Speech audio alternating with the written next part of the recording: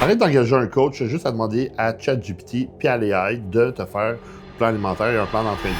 Honnêtement, je suis testé ChatGPT pour que ce soit les diètes ou les calories. Je vous dis les gros problèmes avec l'AI. Le problème avec l'AI, c'est qu'il va prendre beaucoup d'informations sur Internet. Puis comme on sait, il y a des informations faussées, des affaires qui est vraies. Puis tout dépend de chaque personne. Ensuite, j'ai déjà demandé à l'AI aussi des valeurs nutritives de certains produits.